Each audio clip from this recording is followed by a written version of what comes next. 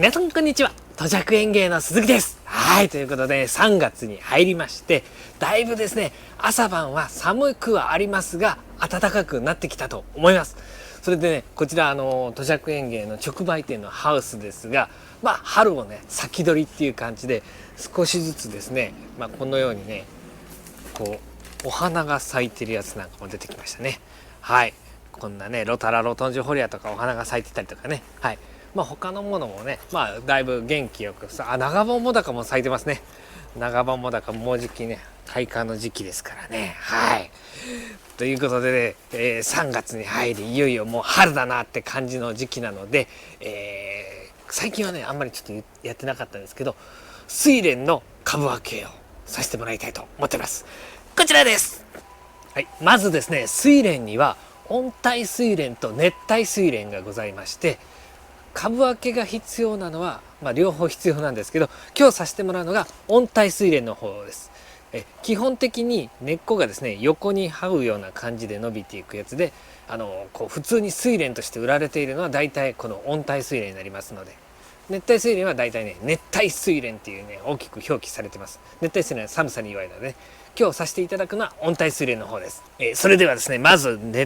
温帯睡蓮ですね。温帯睡蓮の株ですね、よく茂ってるものをうちのね農場から取ってきました。はい、こんな感じでですね、一つ去年植えたやつがもうこんだけ茂ってですね、根っこもねこんなに外にいっぱい出てるような状態でしてね、これを株分けするの結構難儀しそうだなと思うんですけど、分かりやすいかなと思ってね、まず外側の根っこはこうやって切っていきますね。根っこなんですけど、去年の根っこっていうのは基本使わないので、このタイミングで切ってもらって大丈夫です。あとは株を取り出した段階でまたね、不要なものは切りますけど、これがねたくさんあると結局腐敗してきてですね、水質の悪化であったりとか、別に睡蓮のね株を傷めるってことはないんですが、こう綺麗にね維持管理したいときは去年の根っこをね切り捨てていただいた方がいいと思います。あとね、今このね作業しているこの黒いトレイなんですが、こちらもね土着園芸で販売してますので、よかったらまたね、作業の時に便利ですよ。はい、このようにね外側に出てる根を切って、ここからベリベリっと取り出したいんですが、結構難しそうだなと思うんですけど、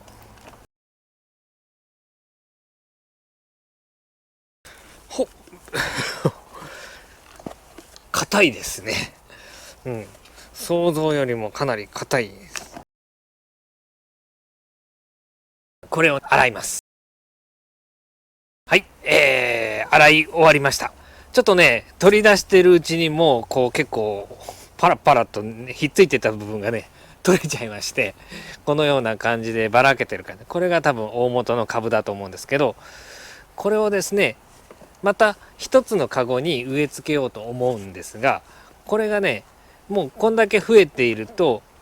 一つのところに返すにはもう確実に多すぎです。だいたいこうねここのカゴの中で根っこだらけになったりとか、もしくは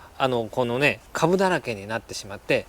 新しく根を張ることができなくなってしまうので、それを毎年株分けによって改善するというのが株分け作業になります。だから去年買っていただいて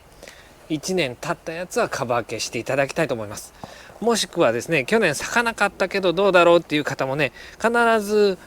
古い根っことかね、株が増えてる可能性がありますので、ね、咲かなかったやつもね株分け作業はしていただいた方がいいと思っております。この中で一番良さそうなやつを選びますね。はい、じゃあこれが一番かな。元気そうなのでね。でここでもう一つポイントがあるんですけど、このね植え付ける株なんですが、ここに小さな脇芽が残ってないか、またね今までねあんまり言ってなかったと思うんですけど、これをね、切っていただいた方がいいです。古い根はねもう使わないんで、これをだいたい、切ってしまって、それほどね米がついてはいないんですけど、これおそらく生きてるかどうかわからないんですが、新しい米の株なので、これは取ってしまいます。このようにね。はい。これを残しておくと、これがね育って、結局株分けできてないような状況になってしまうことがあるので、これを取り除いてください。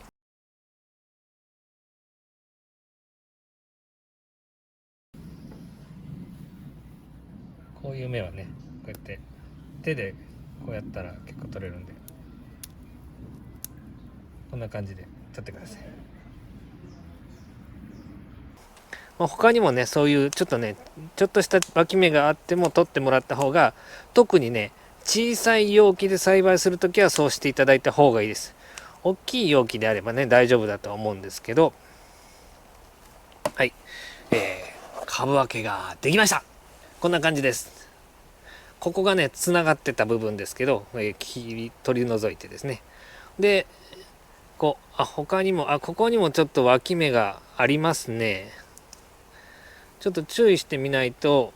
わからないような脇芽もね、こんな小さな脇芽も残ってたりすることがあるので、こういうのは取り除いてください。はい、それでですね、もしこの株がですねすごく大きく長く育っていた場合ですね、これまた新しいカゴに植え付けることができないので、その場合はだいたいですね、10センチから長くてもね15センチぐらいのところでチョキンと切っていただいて大丈夫です。あとはですね、この切ったところですね、どうしても細菌とか入ってしまうことがあるんで、スイレンはね比較的病気の少ない植物ではございますが、すごくなんですかね、丁寧にするんであれば、市販のね殺菌剤的なものをですね、薬浴してから植え付けていただいた方がより安全です。はい。今回はそれはしてないんですけどね。はい。じゃあ続いて植え付けの方に入りたいと思います。土着園芸にはいろいろ植え付けキット、スイレンのね植え付けキットがございまして、赤玉土単体の植え付けキットもございます。で最近ね新しく出たのがこのね田んぼの土スイレン植え替えセットっていうのがございまして、こちらの中には田んぼの土が、入っております。スイレンはですねやはりちょっと有機質的なものがね含まれている方がよく肥料を吸ってね元気に育ってくれるっていうことをねお話しさせてもらったことがあると思うんですけど、過去の動画でおそらくはいでその有機質の代わりに培養土をちょっとね赤玉土に混ぜてもらってもとかっていう話はしてる時があったんですけど、この田んぼの土はですねそういうのがもう全て含まれてる状態ですので、これをそのままお使いいただければ、より良い、土になりますので、いいですよ、スイレンが咲きやすいですよっていう商品ですね。はい。じゃあこれねこのままだとちょっとね粘りが足りないバラバラの状態なので、少しだけ練っていきたいと思います。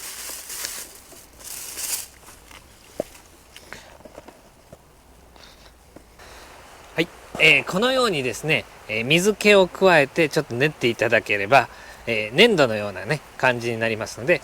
これぐらいにした状態で土を入れていきます。このカゴに、粘土ですので、少しね練ることによってかさが減りますので、もしね土の量がね少ないなと感じた方はですね、赤玉土とかをちょっとね足して混ぜていただいても大丈夫だと思います。植え付けなんですが、スイレンはですねこの横に寝かしておくと、この寝かしたこの芽のついている切った方のね反対側の芽のついている方の先に伸びていきます。これでしたらここの先に伸びていくような感じになりますので、こっちのね伸びる先の方にスペースを残して植え付けていただくことが、おすすめです。はい、このような感じですね。でもう浮かない程度にね浅植えしていただく感じです。もう土の面をね這うような感じでスイレンは育ちますのでね、なんか気持ちちょっと土が少ない感じがするんですけど、このような感じで植え付け完了です。結構粘りがあればねこれぐらい半分土にね植え付けておくだけで全然問題ないです。市販されているスイレンの苗でしたら今こうやってね植え付けていただくところからちょっと参考にしていただければいいと思います。で来年またねこの株分け作業が必要になってきますのでね。はい、であと、市販している土着園芸のねこうよく、いろんなところでね販売させてもらっている販売していただいているスイレンの苗なんですけど、12センチの、ね、小さなねポリポットの場合が多いんですけど、そのままで開花しないこともないんですけど、基本はですねもっと大きなところにね植え替えていただいた方が花が咲きやすくなりますので、是非ね植え替えしていただくことをお勧めしております。でよりですね、最低でも15センチ、これぐらいのサイズですね。でより大きい方が花が咲きやすくなりますので、可能であればね直径30センチとかね、それぐらいの大きな容器に植え付けていただいた方がより開花しやすくなります。で続いてですね、肥料なんですけど、このように化成肥料がついております。化成肥料じゃなくても大丈夫です。有機肥料とかでも大丈夫なんですが、有機肥料だとねちょっとこう水の中に入れた時に腐敗して、その、発酵のガスによってね睡蓮であったりとかを植物をね傷める場合がありますので、与える時はですねより慎重にしていただいた方がいいですし、初心者の方はよりこのね観光性の化成肥料をお勧めしております。この肥料だけのね販売も土着園芸ではさせてもらってますのでね。はい、でこの与える時は必ずこう土の中にねこのように埋め込んでいただくやり方ですね。はい、このように埋め込んで、しっかりとね蓋をするということですね。肥料分がですね水中に溶け出すと藻発生であったりとか、あと生き物に少しぐらいだったら大丈夫なんですけど、生き物に害を与えることがありますので、与える時は必ずね土の中に埋め込むような感じでやっていただくことをお勧めしていますのでね。はい、